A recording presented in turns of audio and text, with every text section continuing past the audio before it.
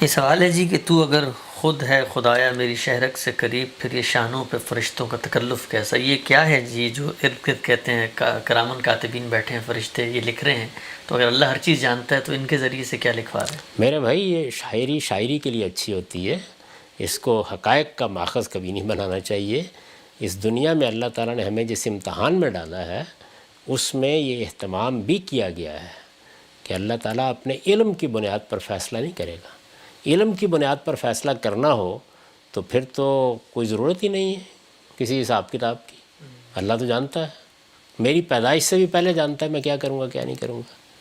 تو دنیا کا نظام اس اصول پر بنایا گیا ہے کہ میرے اعمال اور میرے عقائد یہ ظہور پذیر ہونے چاہیے میرے عمل کے نتیجے میں، یعنی مجھے اتنا موقع ملے گا کہ میں اس میں جو کچھ مجھے ماننا ہے مان کر دکھاؤں گا، اور جو مجھے کرنا ہے کر کے دکھاؤں گا۔ یہ میری طرف سے ضروری ہے، اور اللہ تعالیٰ اپنا فیصلہ سنائے گا تو اپنے علم کی بنیاد پر نہیں سنائے گا، بلکہ ان شواہد کی بنیاد پر سنائے گا کہ جو اس نے میرے چاروں طرف جمع کر دیے ہیں۔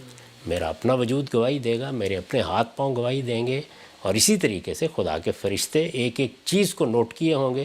اور یہ نوٹ کرنا یہ نہیں ہے کہ جو غالب نے کہا کہ پکڑے جائیں گے فرشتوں کے لکھے پہ ناحق آدمی کوئی ہمارا دم تحریر بھی تھا، یعنی یہ تو آپ اس دنیا کے اندر آپ اس پوزیشن میں نہیں رہے کہ آپ یہ کہہ سکیں کہ آدمی ہمارا کوئی ایک سی سی ٹی وی جو ہے اس کی ایک فوٹیج جو ہے وہ سب کچھ نمایاں کر کے رکھ دیتی ہے۔ تو وہ فرشتے کس طرح ریکارڈ مرتب کر رہے ہیں یہ تو جب قیامت میں سامنے آئے گا تو معلوم ہوگا۔ تو یہ اتمام حجت کے لیے ہے، یعنی شہادت واقع کرنی ہے اللہ تعالیٰ نے۔ تو نہ اللہ تعالیٰ کسی بچے ہیں دنیا سے رخصت ہو جاتے ہیں، آپ شعور کی عمر کو پہنچنے سے پہلے رخصت ہو جاتے ہیں۔